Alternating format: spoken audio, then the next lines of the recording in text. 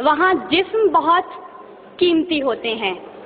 جس معاشرے میں انسانوں کی کوئی قیمت نہیں ہوتی وہاں عزت کی بولی سب سے اونچی لگتی ہے۔ جس معاشرے میں انسانوں کی کوئی قیمت نہیں ہوتی وہاں بنتے ہوا سرے بازار طبلے کی تھاپ پر ناچتی ہے، اور جس معاشرے میں انسانوں کی کوئی قیمت نہیں ہوتی وہاں بھوک تہذیب کے آداب بھلا دیتی ہے۔ یہاں ہوس کے پجاری سیاہ راتوں میں سفید جسموں کا جیون سیاہ کرتے ہیں، یہاں پہ ناچتے پیروں کی تھاپ بکتی ہے، یہاں پہ جاگتی آنکھوں کے خواب بکتے ہیں، یہاں پہ پھول سے ہونٹوں کی پیاس بکتی ہے، یہاں پہ جسم ہے بکتے شباب بکتے۔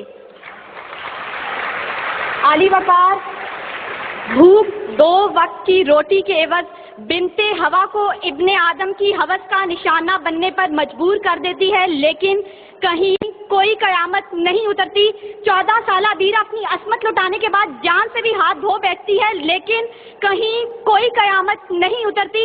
تھر کی جلتی ریت پر ننگے پاؤں چلنے والی قوم کا صدر اسلام آباد کی سڑکوں پر مرسیڈیز میں سفر کرتا ہے، لیکن کہیں کوئی قیامت نہیں اترتی۔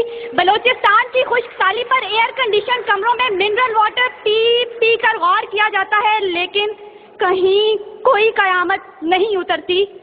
یہ شاہراہیں اسی واسطے بنی تھیں کیا کہ ان پر دیس کی جنتا سسک کر مرے؟ زمینیں کیا اسی کارن اناج اگلا تھا کہ نسل آدم و حوا بلک بلک کر مرے؟ ملے اسی لیے ریشم کے ڈھیر بنتی ہیں کہ دخترانے وطن تار تار کو ترسے، چمن کو اسی لیے مالی نے خون سے سینچا تھا کہ اس کی اپنی نگاہیں بہار کو ترسیں۔ عالی وقار یہ ہے اسلامی جمہوریہ پاکستان، جہاں ہر کوئی اپنی دھن میں مگن ہے، سر کھجانے کی فرصت نہیں، دائیں بائیں کی فکر نہیں، ہر شخص بھوکا ہے۔ کوئی اقتدار کا طالب ہے تو کوئی شہرت کا بھوکا، کوئی دولت کا پرستار ہے تو کوئی پیٹ کا بھوکا، کوئی بھنگ کے ایک پیالے کے عوض اپنا سب کچھ نچھاور کرنے پر آمادہ تو کوئی طاقت کا بھوکا۔ کہت و رجال بڑھتا چلا جا رہا ہے، تہذیب و تمدن کے پیمانے ٹوٹ پھوٹ کا شکار ہو کر وقت کی ناقدری کا گلہ کر رہے ہیں، ہم زوال کی آخری حدوں کے بھی آخر پر پہنچ چکے ہیں، انصاف مہیا کرنے والے ادارے سسک کر دم توڑ رہے ہیں، ہر طرف سے ایک ہی پکار سنائی دیتی ہے، بھوک تہذیب کے آداب بھلا دیتی ہے۔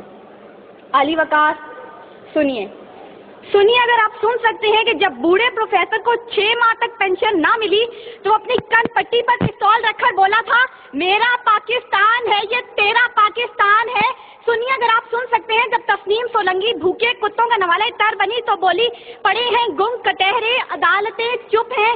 سنیے اگر آپ سن سکتے ہیں جب مزدور شام کو خالی ہاتھ گھر لوٹا تو اپنے بچوں سے نظریں چراتے ہوئے بولا، ہے تلخ بہت بندائے مزدور کے اوقات۔ سنیے اگر آپ سن سکتے ہیں کہ وزیر اعظم کی کھلی کچہری میں خود سوزی کرنے والا شخص بولا تھا، میں بھی پاکستان ہوں تو بھی پاکستان ہے۔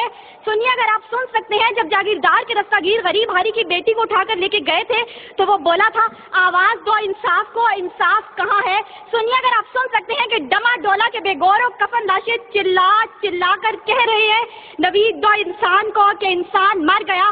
سنیے اگر آپ سن سکتے ہیں ڈاکٹر عافیہ صدیقی آج بھی سراپا سوال ہے، ذمہ دار کون؟ سنیے اگر آپ سن سکتے ہیں لال مسجد کے شہداء کہہ رہے ہیں، پاک فوج تو زندہ باد۔ اور سنیے اگر آپ سن سکتے ہیں جب بے روزگار باپ نے اپنی 3 جوان بیٹیوں کو موت کے گھاٹ اتارا تھا تو بولا تھا، عجب رسم ہے چارہ گروں کی محفل میں، لگا کر زخم نمک سے مساج کرتے ہیں، غریب شہر ترپتا ہے ایک نوالے کو، امیر شہر کے کتے بھی راج کرتے ہیں۔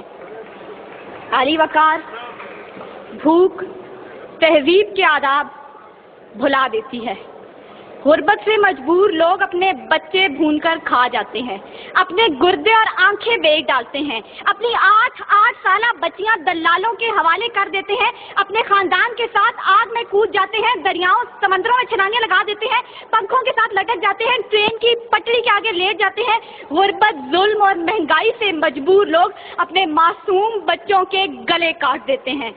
عالی وقار صدارت، وزارت اور عمارت کے بھوکے تہذیبی اقدار کو پامال کر دیتے ہیں. کبھی تو چند کھوٹے سکوں کے عوض قوم کی بیٹیوں کو بیچ ڈالتے ہیں، تو کبھی مساجد کا تقدس پامال کرتے ہوئے انہیں لہو رنگ کرتے ہیں، اور کبھی اپنی ہی عوام سے کہتے ہیں میں تمہیں وہاں سے نشانہ بناؤں گا کہ تمہیں پتہ بھی نہیں چلے گا. جب لوگ یہ کہتے ہیں خدا دیکھ رہا ہے، میں سوچنے لگتا ہوں کیا دیکھ رہا ہے.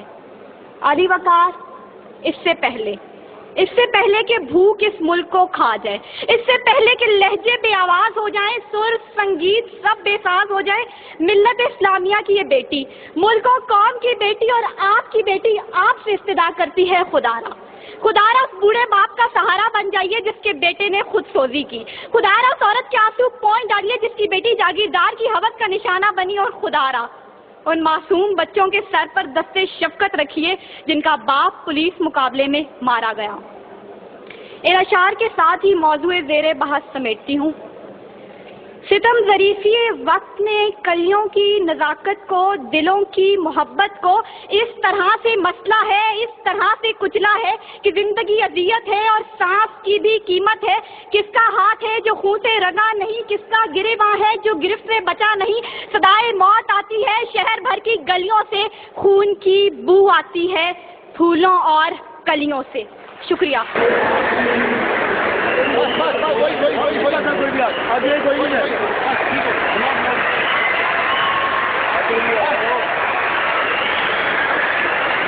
بھائی